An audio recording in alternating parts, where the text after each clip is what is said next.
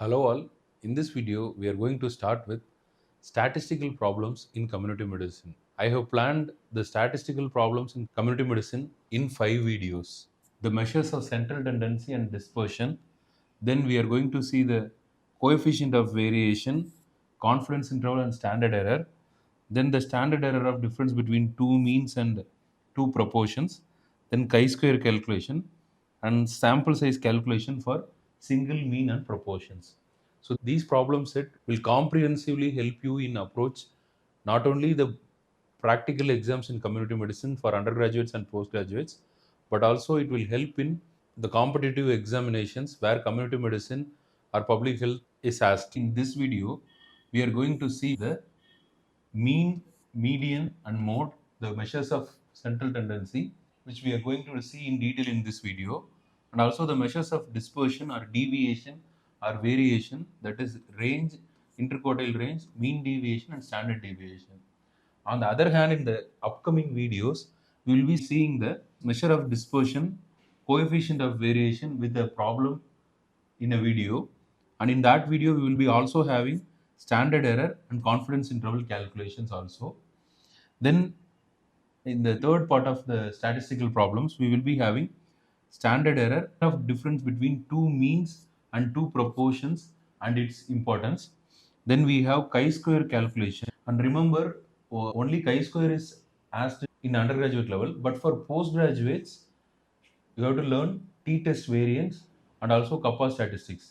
Those tests we can see later in a separate series of videos. In this we are going to see only chi-square test, and finally we are going to end with this statistical series with sample size calculations for single mean and single proportion studies. So first we move on to this video topic, that is measures of central tendency and measures of dispersion. As we all know, measures of central tendency is for numerical variables. Before going to the topic per se, we need to understand variables are broadly classified into categorical and numerical. For example, the gender male and female will be a category, present absent will be a category, pass fail also will be a category. Same way, numbers or numerical variable means it indicates the numbers, all your body weight, height, then we have hemoglobin, then we have income, all comes under the numerical variable. So any numerical variable, we will describe it in the measure of central tendency and also in dispersion. That means naturally the values have the tendency of crowding towards the center, and the values spread towards the two ends of the mean. The most meaningful measure of central tendency is the mean, that is given by the formula the sum of all observations divided by total number of observations. The mean is denoted by x bar, that is they will put x bar, or sometimes they will denote it by mu. It is calculated by sum of all observations by total number of observations.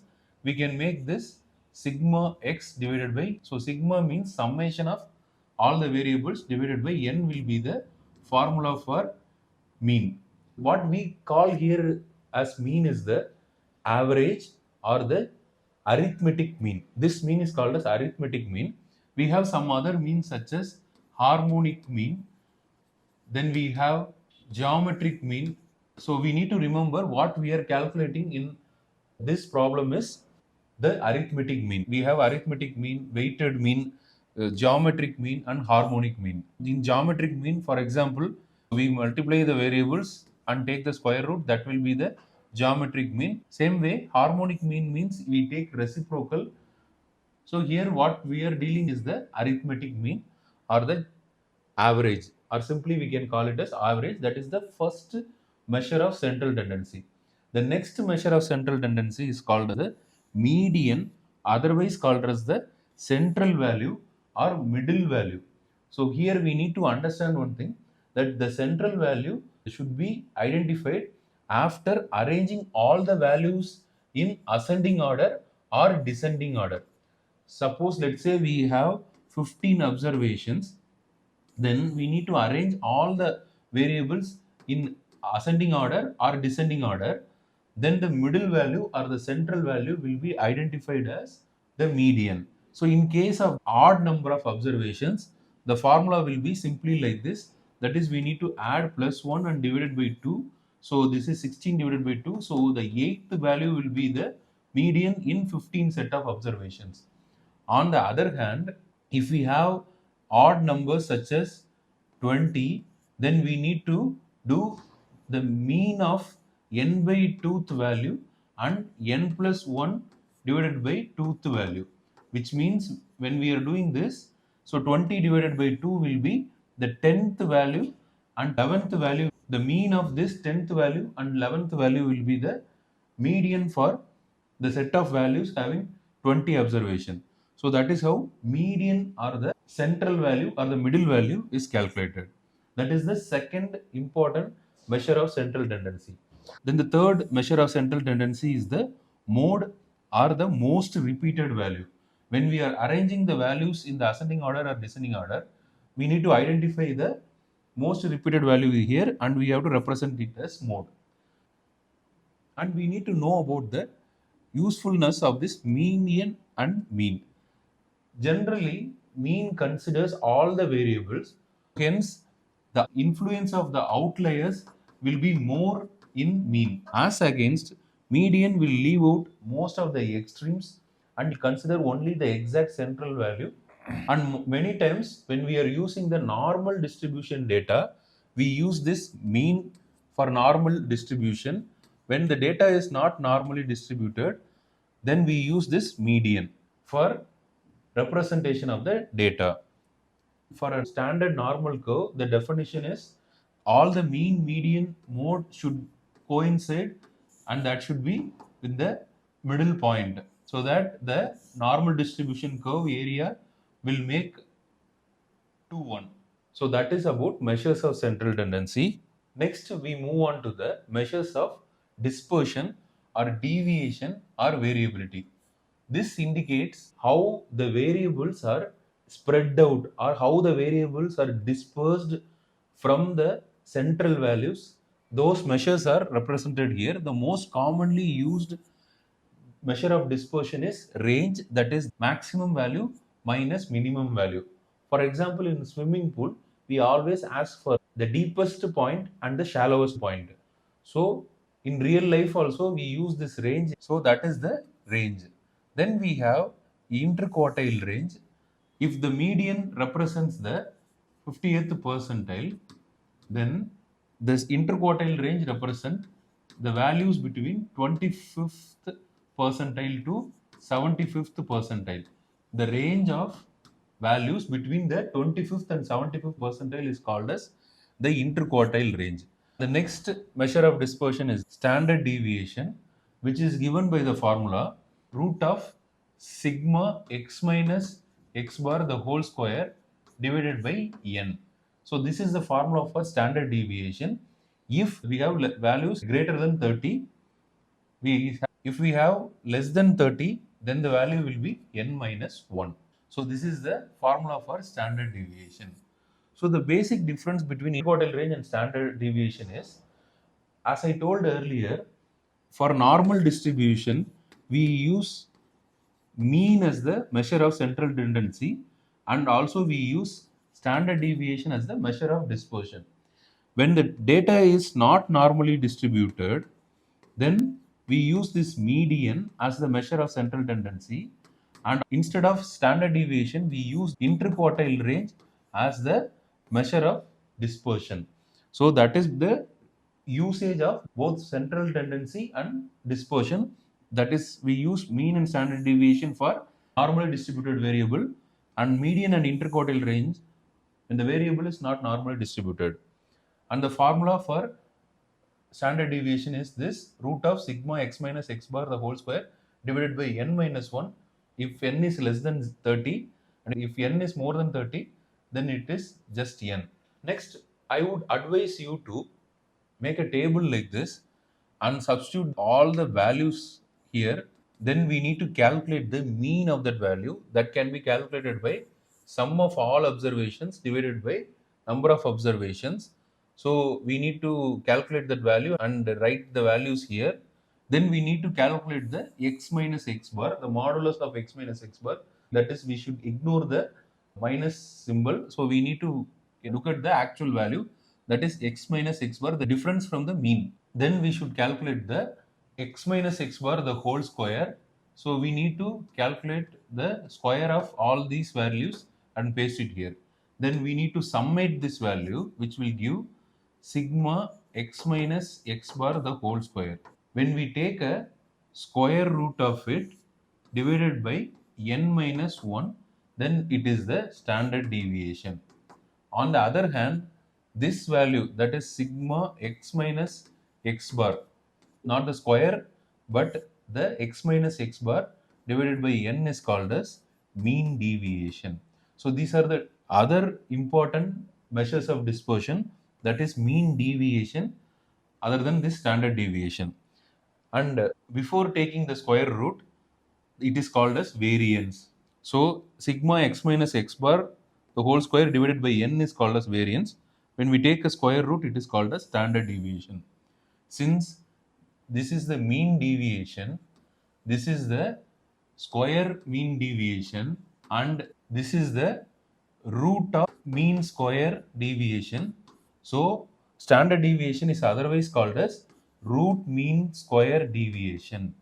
Since we take the mean deviation, square of mean deviation, and root of mean square deviation, so it is called as standard deviation. We have seen about the mean deviation, that is given by the formula sigma x minus x bar divided by n. Then we have one more measure, that is called as coefficient of variation, which is expressed in percentage, given by the formula standard deviation divided by mean into 100. Standard deviation divided by mean. So that is the formula for coefficient of variation. So these are the other parameters of measures of dispersion. As we have mentioned earlier, this coefficient of variation problem will be dealt in the next video. We are going to see the measures of central tendency and the measures of dispersion till this standard deviation in the next problem. So here is the problem for measures of central tendency and measures of dispersion. Many of the colleges practice only this measures of central tendency as a separate problem. Some practice only this dispersion. So in this problem, we have combined all the measures of central tendency and dispersion except for coefficient of variation in order to get a complete grip of all the measures of central tendency and measures of dispersion.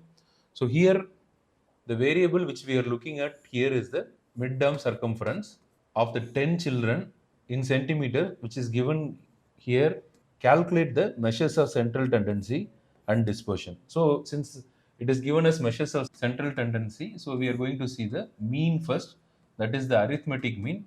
So it is given by the formula sigma x divided by n, that is summation of all the observations divided by number of observations. So sum of all observations mean, if we add all these values, we will get 117 divided by 10. So that will yield 11.7. So that is the mean of these values.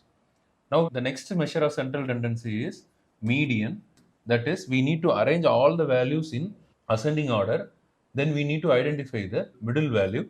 So here we have 10 observations. So we need to identify the fifth and sixth value, and we have to take a mean to identify the median. So 10, 10, then 4 times we have 11, then 12, 13, and 2 times 14. So here this is the fifth value, this is the sixth value. If we take mean of these two values, we will get 11 as the median.